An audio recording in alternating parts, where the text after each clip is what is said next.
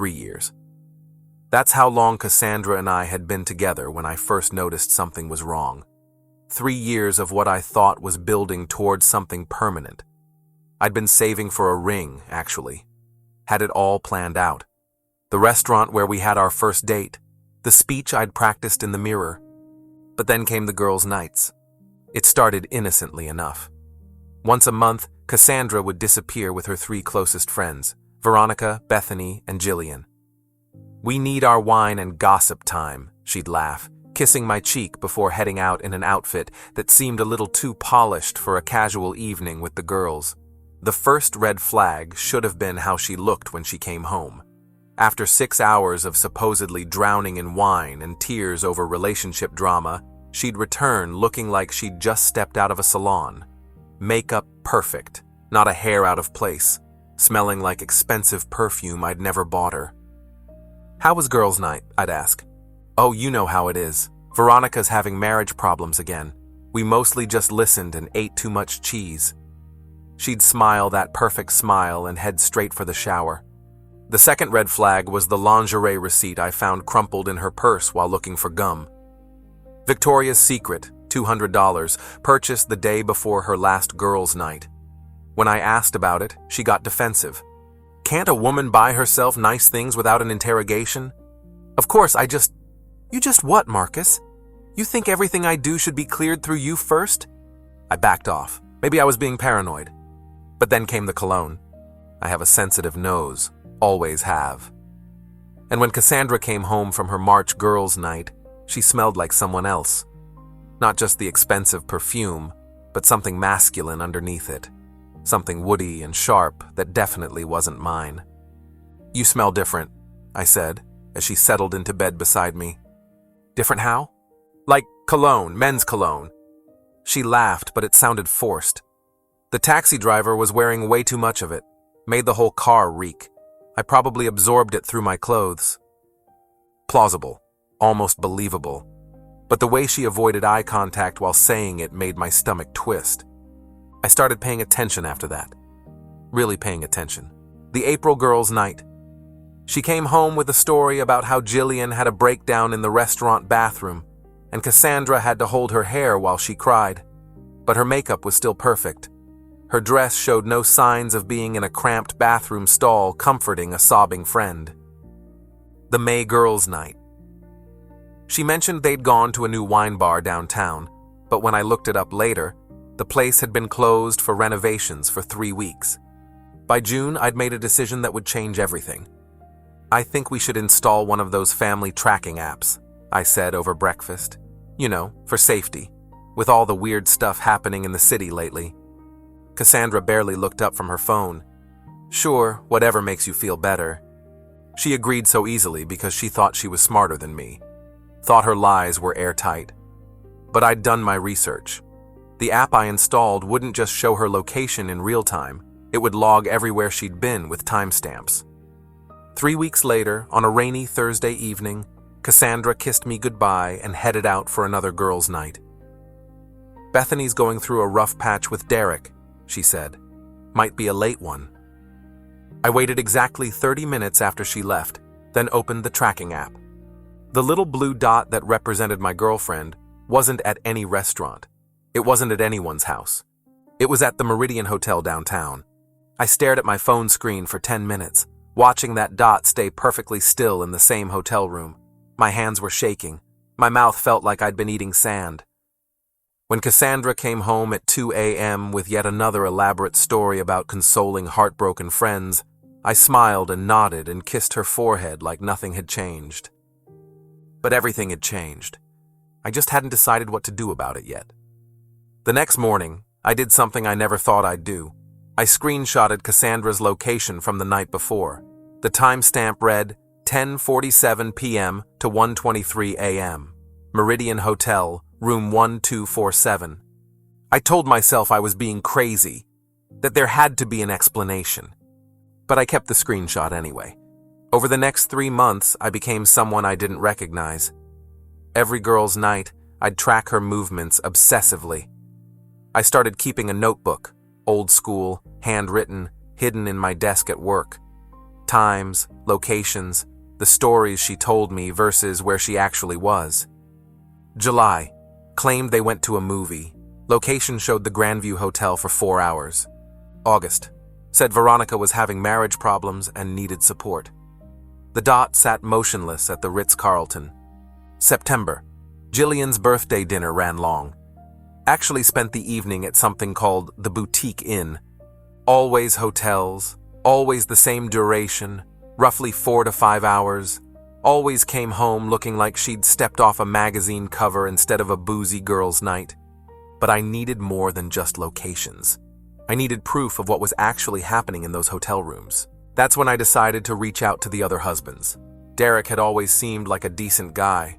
We'd hung out a few times at parties, talked about sports and work. He was in finance, methodical like me. If anyone would understand the need for concrete evidence, it would be him. I started with a careful text. Hey man, hope you're doing well. Quick question. Has Bethany mentioned anything about these monthly girls' nights? Cassandra comes home with all these stories about how Bethany's been struggling lately. Just wanted to make sure she's okay. His response came back within minutes. What girls' nights? Bethany hasn't mentioned anything about regular meetups with Cassandra and the others. My blood went cold. The monthly ones? She said Bethany was having marriage problems and needed support from the girls. 3 dots appeared, disappeared, appeared again. Then, can we talk? Not over text. We met that weekend at a sports bar across town. Derek looked like he hadn't slept in days. Bethany's been doing something, he said without preamble. I don't know what, but something's off. New clothes, expensive ones. Says she got them on sale, but I've never seen the receipts. She's been distant, secretive about her phone. When did this start? About 8 months ago. She started having these monthly appointments, said it was a book club. Book club? That's what she calls it. Says they meet at different locations to discuss novels. But Marcus, I've never seen her read a book, ever. And when I asked what they were reading last month, she couldn't even give me a title. I pulled out my phone and showed him the screenshot from the Meridian Hotel. Derek's face went white. What is this? Cassandra's location during her last girls' night. She said they were at a wine bar consoling Bethany about your marriage problems. Our marriage is fine, Derek said flatly, or it was until 8 months ago. We sat in silence for a moment, both processing what this meant. We need to talk to Michael and Ryan, Derek finally said. If this is what I think it is, their wives are involved too. Michael Hoffman was a military guy, Navy, stationed at the base outside the city. His wife Jillian was the youngest of the 4 women, barely 25. Ryan Park was a tech executive, married to Veronica for 7 years. Getting them to meet wasn't easy. Michael was deployed half the time, and Ryan traveled constantly for work. But Derek was persistent, and 2 weeks later, we were all sitting in the same sports bar booth, sharing the kind of conversation that changes everything. Veronica's been different, Ryan admitted after Derek and I laid out our suspicions. More confident, almost cocky. She used to ask my opinion on everything. What to wear, where to eat, which shows to watch. Now she acts like she's got some secret that makes her better than everyone else. Jillian too, Michael said grimly. When I'm home, she's always on her phone giggling at messages she won't show me. Says it's just memes from the girls, but she guards that thing like it's classified intel. And the book club? Derek asked. Book club? Ryan laughed bitterly. Veronica calls them wine tastings. Says she's developing a more sophisticated palate. Jillian says they're pottery classes, Michael added. Claims she's learning to be more creative. 4 women, 4 different cover stories, 4 husbands who'd been kept in the dark. I pulled up the tracking app and showed them Cassandra's location history. Every monthly pattern, every hotel, every lie. Jesus Christ, Ryan whispered. We need proof, Michael said. His military training was kicking in. I could see him shifting into tactical mode. Real proof. Something undeniable. I've been thinking about that, I said. The tracking app shows me exactly where and when. If we coordinate, if we're smart about it, we can catch them in the act. Derek leaned forward. What are you thinking? Next girls' night is in 2 weeks. I'm going to book a room at whatever hotel Cassandra goes to. I'm going to get video evidence of what's really happening. That's dangerous, man, Ryan warned. If they catch you, they won't catch me. I'll be careful, but we need something that will destroy any chance they have of spinning this into something innocent. Michael nodded slowly. You get the evidence. We'll make sure it reaches the right people. What do you mean? I mean, we're going to make sure everyone knows exactly what kind of women we married. Derek was already pulling out his phone. I'm creating a group chat, just us four. When Marcus gets what we need, we coordinate the release simultaneously. Their families, their jobs, their social circles, everyone finds out at the same time. That seems harsh, Ryan said, but his voice lacked conviction. Harsh? Michael's words came out calm, but carried the weight of a threat. They've been making fools of us for months, laughing at us, lying to our faces, probably mocking us to whoever they're sleeping with in those hotel rooms. You want to talk about harsh? I thought about all the nights I'd held Cassandra, believing her lies, planning a future with someone who was betraying me in the worst possible way. No, I said. Michael's right. We do this right. We do it once, and we make sure they never have the chance to hurt anyone else the way they've hurt us. We shook hands on it like we were sealing a business deal.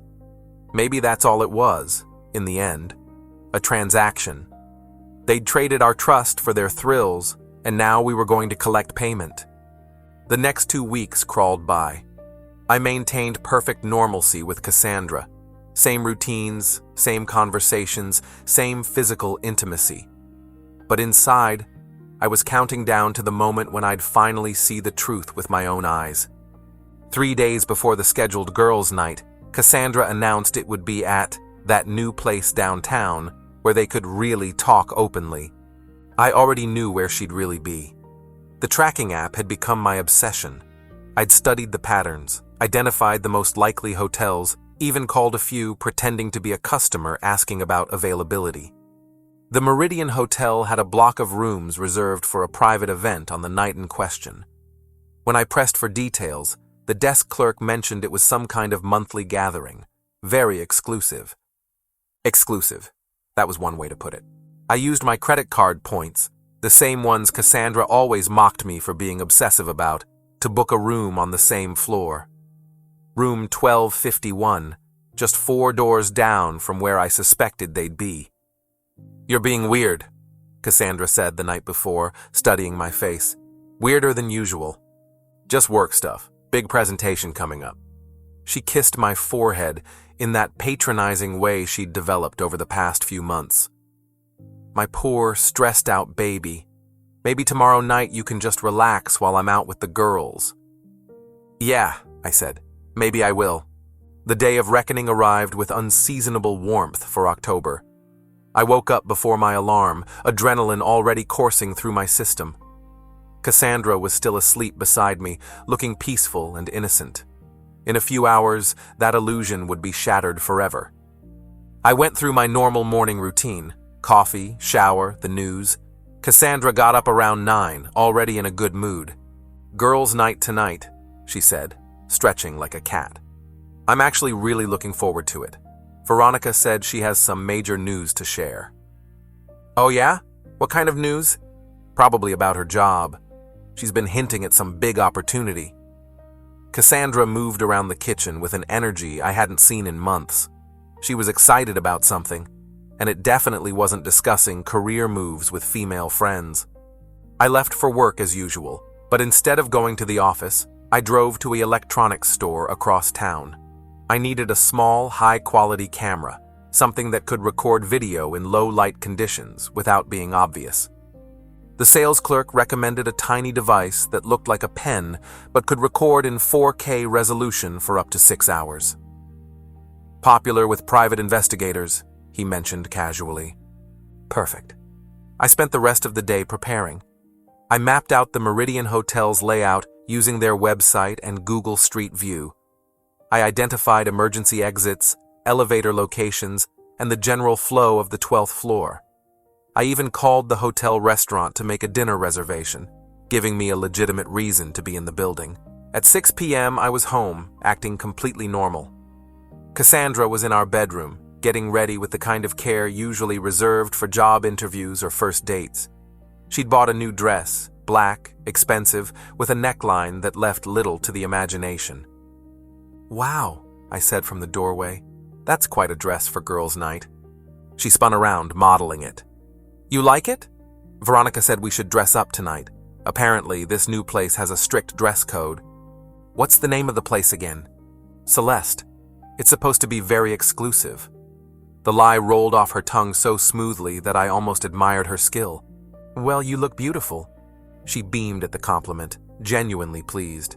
"I should be home by midnight. Don't wait up if you're tired." At 7:30, she kissed me goodbye and headed out into the night. I waited exactly 15 minutes, then checked the tracking app.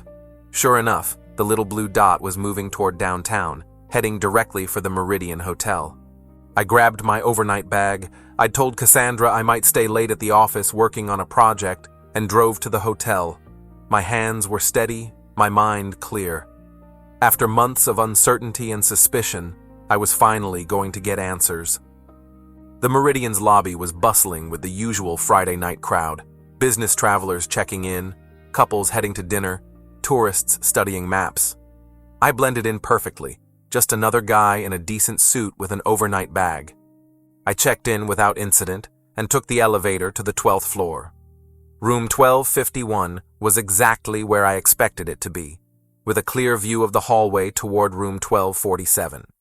The first hour was nothing but waiting. I ordered room service to avoid leaving, set up the pen camera on the dresser near the door, and tried to calm my racing heart. At 9:47 p.m., I heard them in the hallway. 4 female voices, loud and uninhibited. They were already drunk, or at least pretending to be.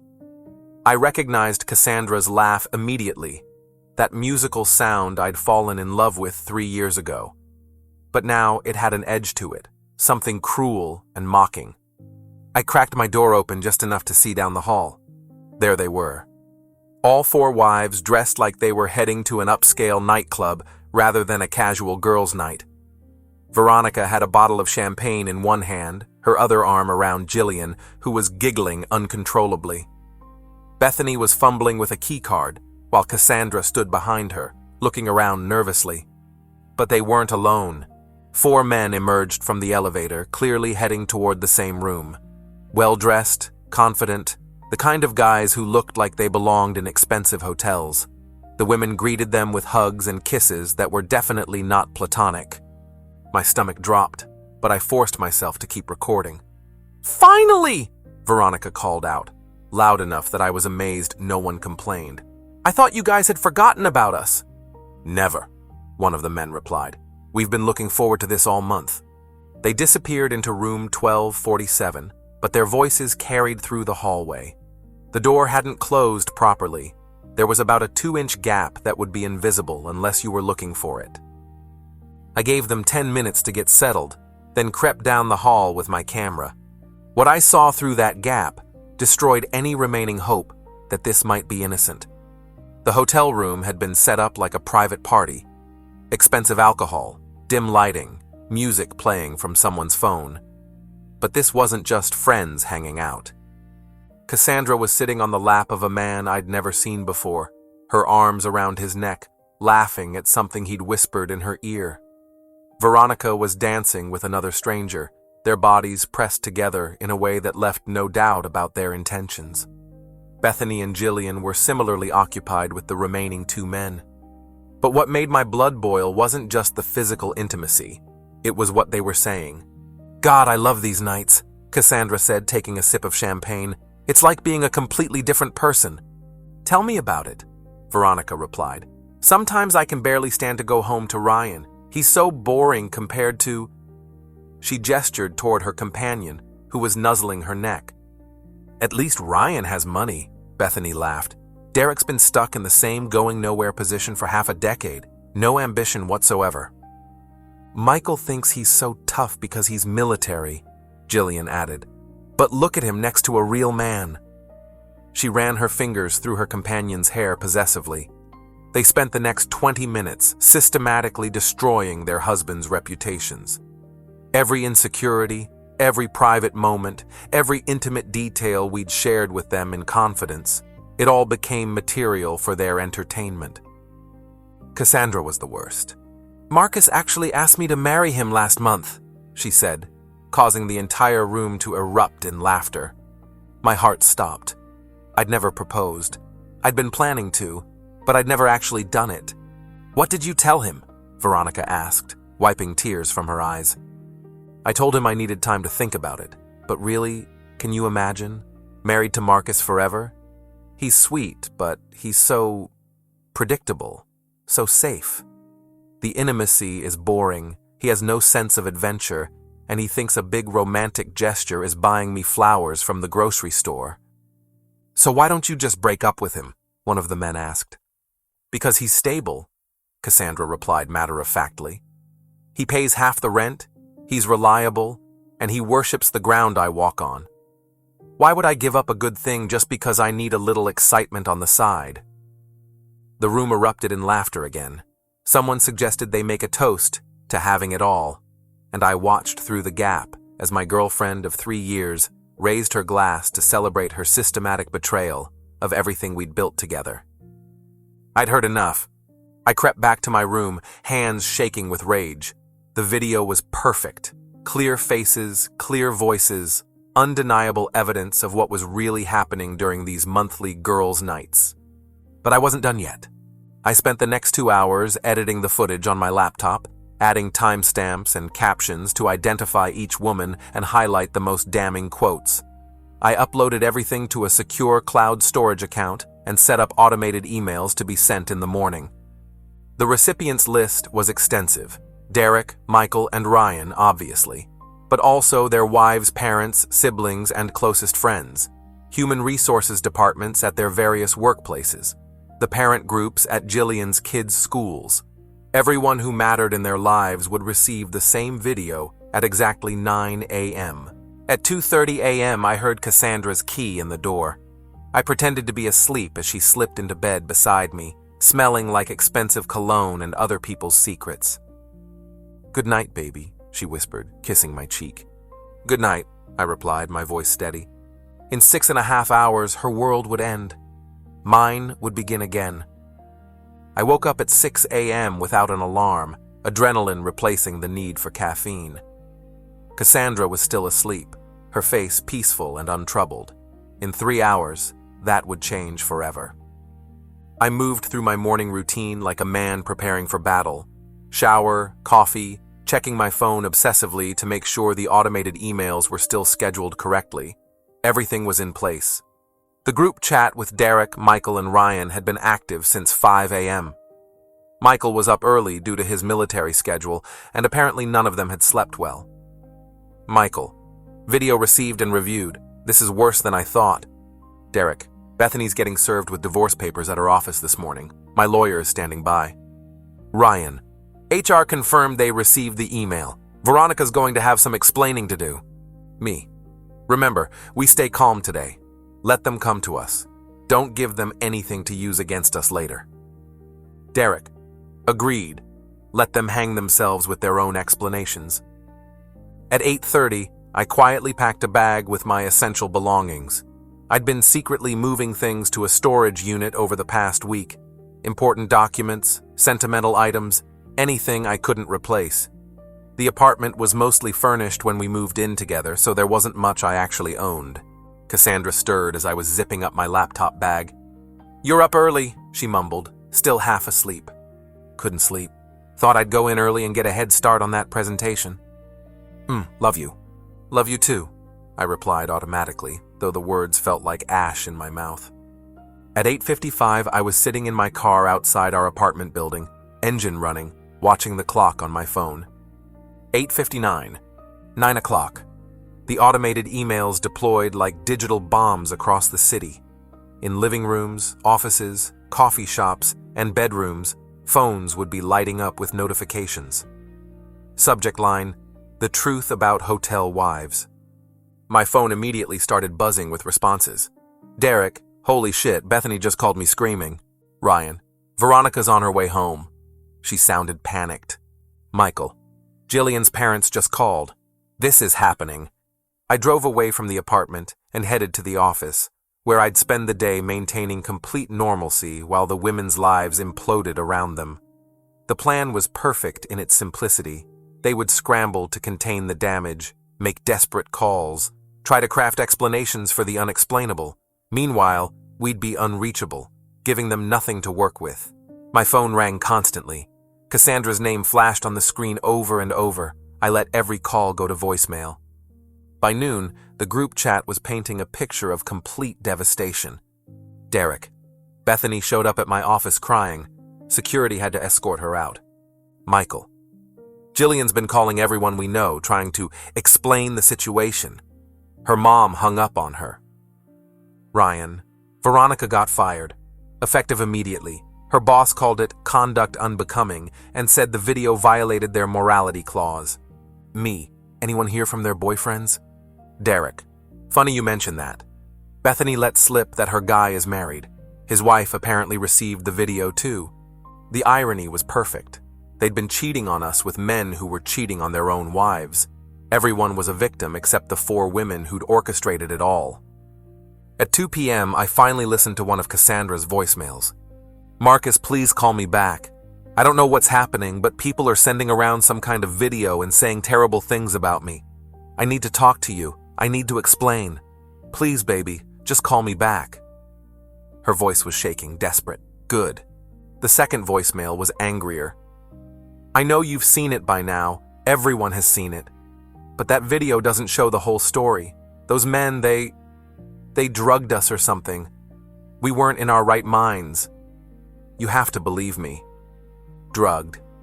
Of course, that would be her angle. Play the victim, claim they were taken advantage of. Never mind that the video clearly showed them making cruel jokes about their husbands while completely lucid. The third voicemail was pure panic. Your stuff is gone. You packed a bag, didn't you? You planned this. How long have you been spying on me? This is illegal. I could have you arrested. Empty threats from a desperate woman. The fourth and final voicemail was defeated. I know you're not coming back. I know you hate me. But Marcus, what we had was real. The other stuff, it was just fun. It didn't mean anything. You're the one I love. Please don't throw away 3 years over a stupid mistake. A mistake. 8 months of systematic deception, mockery, and betrayal was just a mistake. I deleted all the voicemails without responding. By 5 p.m., the story had spread beyond our immediate circle. Someone had shared the video on social media, and it was gaining traction fast. Hotel Wives was starting to trend locally, with people sharing their own stories of infidelity and betrayal. Derek. My divorce lawyer says this is the cleanest case he's ever seen. Bethany's got no leverage whatsoever. Michael. JAG is opening an investigation into whether Jillian's conduct violated military spouse regulations. Ryan. Veronica's trying to claim the video was deep-faked. No one's buying it. Me. Time for phase 2. I'd been saving the best for last. The edited video I'd distributed was damaging enough, but I had hours of additional footage from that hotel room. Conversations where they'd discussed other affairs, other deceptions, financial information they'd hidden from their husbands.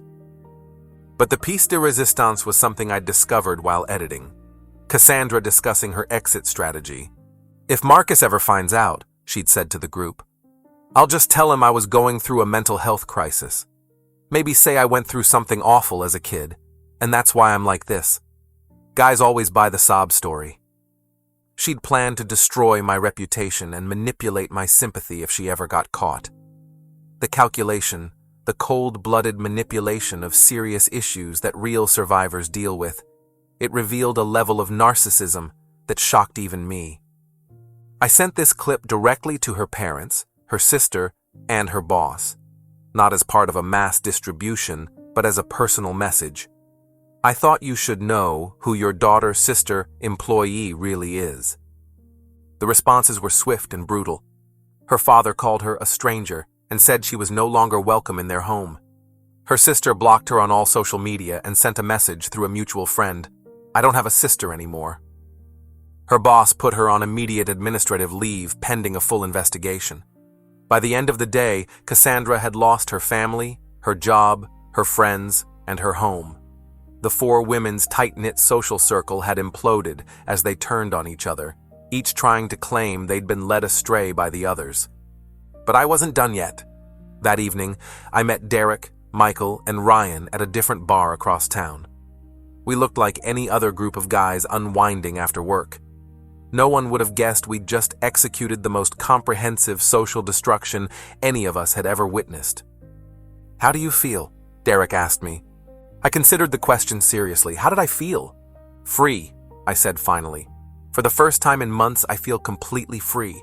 "No guilt," Ryan pressed. "No second thoughts?" "None. They made their choices. We just made sure there were consequences." Michael raised his beer. "To consequences." "To truth," Derek added. "To freedom," Ryan contributed. "To moving forward," I finished. We clinked glasses like we were celebrating a business deal. In many ways, that's exactly what it was. We'd invested 3 years, 7 years, 5 years, and 8 years respectively in relationships that were built on lies. Today, we'd closed those accounts and reclaimed our lives. My phone buzzed with one final message from Cassandra. "I'm staying at my friend Rachel's tonight. We need to talk tomorrow. This can't be how it ends." But it already was how it ended. I'd spent 3 years building a life with someone who saw me as a convenient placeholder while she pursued real excitement elsewhere. 3 years of genuine love, trust, and commitment, all while she was laughing about my inadequacies in hotel rooms with strangers. The woman I'd fallen in love with had never actually existed. She'd been a performance, carefully crafted to keep me invested while she got what she really wanted from other people. Tomorrow, I'd start looking for a new apartment, maybe in a different part of the city, somewhere with no memories of Cassandra and her lies. I had enough saved for a decent place, and without supporting her lifestyle, my expenses would drop significantly. I thought about the ring I'd been planning to buy, the future I'd imagined, the children we'd talked about having. All of it had been built on a foundation of deception. But now I knew the truth. And the truth, however painful, was infinitely better than living a lie. As I drove home to pack the rest of my belongings, I felt something I hadn't experienced in months. Hope. Real hope for a real future with someone who would see me as more than just a stable backup plan. Cassandra and her friends had taught me something valuable about the difference between love and performance, between commitment and convenience, between partnership and exploitation. It was a brutal education, but an essential one. And now class was finally dismissed,